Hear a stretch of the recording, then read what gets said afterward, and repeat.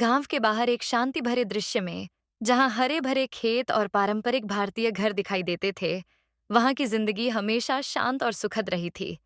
परंतु इस सुकून भरे वातावरण के पीछे एक भयानक रहस्य छिपा था।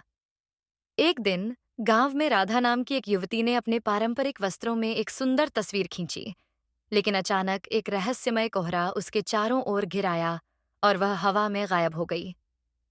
लोग अवाक रह गए और कुछ लोग उसकी गुमशुदगी की चर्चा करने लगे।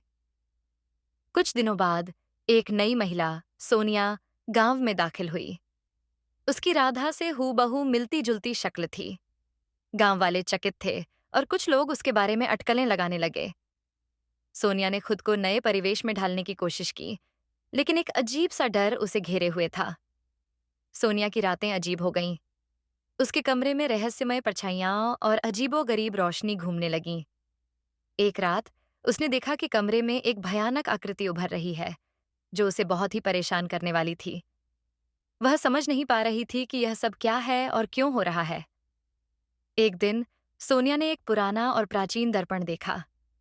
जब उसने उसमें देखा, तो दर्पण की परछाई में राधा की भूतिया आकृति दिखाई दी, जो संकट और पीड़ा में थी। सोनिया का दिल धड़कने लगा और वह यह समझने लगी कि राधा का रहस्य उसके साथ जुड़ा हुआ है। गांव के बाहर एक पुराना कुआं था, जिस पर समय और बांस की बेलें छा गई थीं। कुएं से कुछ भयानक हाथ उभरते हुए दिखते थे। सोनिया ने महसूस किया कि इस कुएं से कुछ अज्ञात ताकतें जुड़ी हुई हैं और वह इस रहस्य को सुलझाना चाहती थी।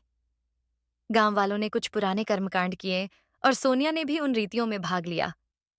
धीरे धीरे सब कुछ सामान्य हो गया। सोनिया अब शांत और सुकून भरी जिंदगी जी रही थी और गांव वाले भी राहत महसूस कर रहे थे।